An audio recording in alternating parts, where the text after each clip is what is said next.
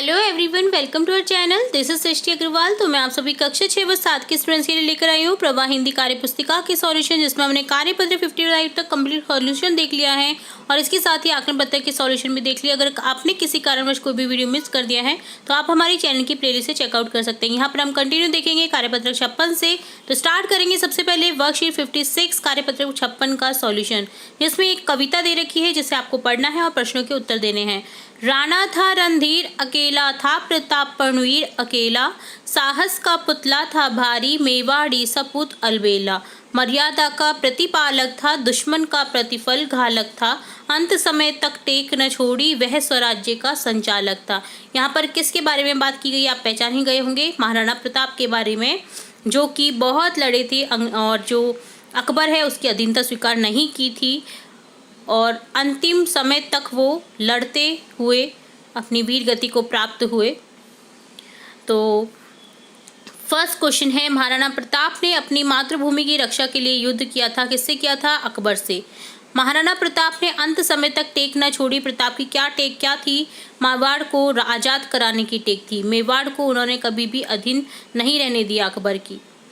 प्रतिपालक शब्द में क प्रत्यय लगा हुआ है, प्रतिपाल धन क।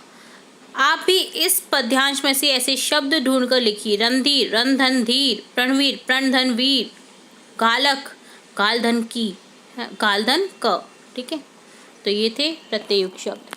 महाराणा प्रताप ने अपने देश की स्वतंत्रता के लिए संघर्ष किया, कभी हार नहीं मानी। ऐसे ही महान देशभक्तों के नाम लिखिए, जैसे भगत सिंह, लाला लाजपत राय, विपिन चंद्र पाल, बाल गंगाधर तिलक, सुभाष चंद्र बोस, मंगल पांडे। ये सभी नहीं होते तो आज इस भारत में आप स्वच्छता से सांस ले पा रहे हैं, ये ना होता और हम किसी न किसी के गुलाम रहते। तो इन्होंने जब अपनी जान गंवाई है तभी हम जो है आज़ाद घूम पा रहे हैं।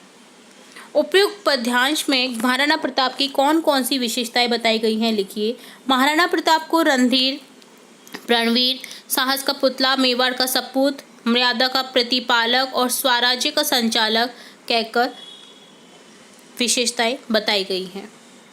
तो इसके साथ ही आप महाराणा प्रताप से जो जुड़ी जानकारियां हैं वो ज़रूर से पढ़ें, क्योंकि आगे के लिए भी बहुत इंपॉर्टेंट है। महाराणा प्रताप एक खुद में ही बहुत ज़्यादा इम्पॉर्टेंट विषय है, तो आप ज़रूर से इसके बारे में और भी डिटेल पढ़ सकते हैं और पढ़ें। तो ये होता है कार्यपत्रक 56 का सॉल्यूशन। अब देखेंगे कार्यपत्रक 57। तो क्वेश्चन है यहाँ पर, गद्यांश को पढ़ करके प्रश्नों के उत्तर दीजिए। यहाँ पर गद्यांश दे रखा है जिसे रीड करें आप और प्रश्नों के उत्तर दें। युवा पीढ़ी ही देश की पूंजी है। जब बच्चे स्कूल में पढ़ने जाते हैं तो शिक्षक उनके आदर्श होते हैं। बच्चे उन्हें ही अपना हीरो मानते हैं। अपने गुरु की हर एक स्थिति को अपनी बनाना चाहते हैं और अपने जीवन में ढालना चाहते हैं। यही अमिट छाप बच्चों के साथ जीवन भर रहती है। इसलिए शिक्षक अपने जीवन को इस तरह जिए कि देश की युवा पूंजी सुदृढ़, स्वच्छ और योग्य बने। तो शिक्षकों को चाहिए कि वो ऐसे योग्य शिक्षक बने, स्टूडेंट्स के सामने उनकी जो झलक है वो पॉजिटिव वे में रहे, ताकि उनके जैसा अगर वो करने, सामने वाले जो स्टूडेंट्स हैं उनके जैसा अगर करने की कोशिश करें तो वो एक सुदृढ़ युवा पूंजी और सच्ची व योग्य बने। तो शिक्षक को चाहिए कि वो सच्ची शिक्षक की, जैसे उनकी शिक्षक की जो ड्यूटी है, जैसे बच्चों को पढ़ाना, तो वो बच्चों को पढ़ाएं, गलत चीज़ें ना करें। जैसे गुटखा तंबाकू अगर खाएंगे टीचर्स तो बच्चे भी उनको देखेंगे कि भलाना टीचर तो खाता है तो मैं भी क्यों ना खाऊं। तो इस तरह का आपको ध्यान देना चाहिए। अगर आप में से कोई भी ये शिक्षक वीडियो देख रहा है तो प्लीज़ मैं रिक्वेस्ट करती हूँ कि अगर आप जिस चीज़ के लगे हुए हैं वो ही चीज़ करें, ना दूसरी चीज़। ठीक है, आपको बच्चों को पढ़ाने के लिए पैसे मिलते हैं तो आप बच्चों को पढ़ाइए, ना कि फालतूगिरी करें। ठीक है, तो मैंने बहुत सारे स्कूलों में देखा है कि आजकल टीचर्स पढ़ाने में कम ध्यान देते हैं। तो प्लीज़ आपसे रिक्वेस्ट है कि आप ज़रूर से पढ़ाएं बच्चों को और अपने जैसा योग्य बनाने की कोशिश करें, ताकि वो भी आगे जा कर के किसी और बच्चे के भविष्य को संवार सके। तो क्वेश्चन फर्स्ट है, शिक्षकों की बात यहीं पर नहीं रहती है। जो कोचिंग सेंटर्स हैं उनके शिक्षक भी आजकल जो है बहुत वैसा माहौल कर रहे हैं। तो प्लीज़ उनसे भी रिक्वेस्ट है कि वो भी अच्छा माहौल पैदा करें, ताकि बच्चे पढ़े लिखे और देश के लिए योग्य बने, ताकि वो अपने देश को सुचारू रूप से चला सकें।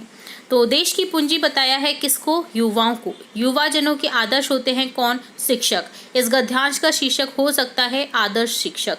योग्य का विलोम है अयोग्य। बच्चों पर किसकी अमिट छाप जीवन भर रहती है? बच्चों पर अपने गुरु के द्वारा किए या बताए कार्यों की छाप जीवन भर रहती है।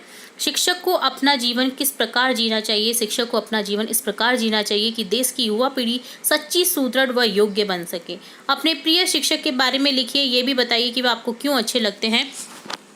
तो कई टीचर बुरे होते हैं, तो ऐसा नहीं है, हर टीचर बुरा होता है, बहुत टीचर अच्छे भी होते हैं। मैंने देखा है बहुत सारे स्कूलों में जो अपनी मेहनत लगन से बच्चों को इस तरह से पढ़ाते हैं कि अगर ढपोर से ढपर बच्चा होगा तो अगर अच्छा पढ़ाया, जैसे गणित पर अच्छा पढ़ाया है, विज्ञान अच्छा पढ़ाया है, तो उसके 100 में से मैंने 99 मार्क्स, 100 मार्क्स भी देखे हैं। मैं खुद इस चीज़ की गवाह हूँ। मैं खुद सरकारी स्कूल में पढ़ी हुई हूँ, जहाँ पर मेरे साइंस में अबव 90 नंबर रहे हैं, क्योंकि विज्ञान की जो शिक्षिका थी बहुत अच्छी थी, मंजू गुप्ता। और इसी के साथ और भी बहुत सारे जो शिक्षक थे हमारे स्कूल में, बहुत मेहनत करते थे, हर विषय पर बहुत अच्छी पढ़ाई कराते थे। हमारे मैथ्स के टीचर भी बहुत अच्छे थे। तो बहुत अच्छे टीचर भी हैं जो अपने बच्चों के लिए पढ़ाई का काम सुचारू रूप से करते हैं और एक ईमानदारी से करते हैं कि बच्चे जो हैं वो पॉजिटिव वे में उनके लिए बोलते हैं, और उनके जो मार्क्स हैं वो बहुत डिपेंड करते हैं शिक्षक की अच्छी पढ़ाई पर। तो मेरे प्रिय शिक्षक गणित और विज्ञान की अध्यापिका हैं। वे हमें पाठ्य पुस्तक के साथ साथ नैतिक शिक्षा की बातें, आने वाली कठिनाइयों का निराकरण सरलतापूर्वक करती हैं। तो यहाँ पर आप जो भी शिक्षक आपके प्रिय हैं उनके बारे में आप बताएं, और वो आपको क्यों अच्छे लगते हैं ये भी बताएं। तो ये होता है कार्यपत्रक 57 का सॉल्यूशन डन। अब देखेंगे कार्यपत्रक 58, जिसमें गद्यांश है, जिसे रीड करके प्रश्नों के उत्तर देने हैं। पैदल चलना हमारे जीवन का अहम हिस्सा है। प्रातः सूर्योदय से पहले उठकर दैनिक स्वच्छ क्रम से निपट कर हमें सूर्य का अभिवादन करना है। सुबह जितना संभव हो पैदल चलना चाहिए। सुबह की बहती हवा हमारी प्राणवायु है। पक्षियों का चहचहाना, पेड़ पौधों की सुगंध हमें पूरा दिवस एक ऊर्जा से जीने की ताकत देती है। इस आदत को अपनाने से रोग हमसे दूर रहेंगे और शरीर हमारा निरोग रहेगा। तो यहाँ पर बताया गया है कि पैदल चलना हमारे जीवन का कितना अहम हिस्सा है। आप सुबह शाम वॉक करेंगे, जितना ज़्यादा चलेंगे आप उतना फिट रहेंगे। आपको कोई योगा, कोई आपको एक्सरसाइज करने की ज़रूरत नहीं पड़ेगी।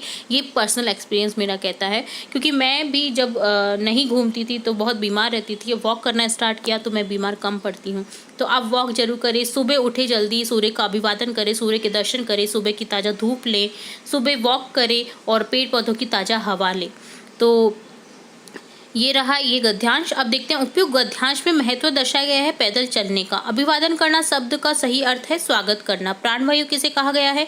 सुबह की बहती शुद्ध हवा को प्राणवायु कहा गया है। सुबह सुबह ऐसी कौन सी स्थिति है जो हमें ऊर्जा देती है? सुबह की बहती ताजी हवा, पक्षियों का चहचहाना, पेड़ पौधों की सुगंध हमें ऊर्जा से भर देती है। वह कौन सी आदत है जिसे अपनाने से हम निरोग रहेंगे, यानी रोग से रहित? सुबह के समय पैदल चलना व योगा व्यायाम करना। सुबह पैदल चलने के क्या क्या फायदे हैं लिखिए। सुबह पैदल चलने से शरीर स्वस्थ रहता है, मांसपेशियां सुचारू रूप से कार्य करती है और शरीर में ताजगी व ऊर्जा का संचार होता है। आप देखिएगा सुबह आप वॉक करेंगे, सुबह काम फटाफट से करेंगे ना, तो पूरा दिन आपका ताजगी भरा रहेगा, आपको बिल्कुल भी आलस नहीं रहेगा। और अगर आप लेट उठेंगे, लेट काम करेंगे, तो आपका पूरा जो दिन है वो आलस से भरपूर रहेगा। तो सुबह उठने की कोशिश करें और अपने कार्य को सुचारू रूप से करें। तो ये डन होता है कार्यपत्रक 58, 57 और 56 की सॉल्यूशन। इसी तरह हम आगे के सॉल्यूशन भी देखेंगे, आगे की वर्कशीट्स के। तो जुड़े रहिए हमारे चैनल के साथ। वीडियो को पूरा देखने के लिए धन्यवाद।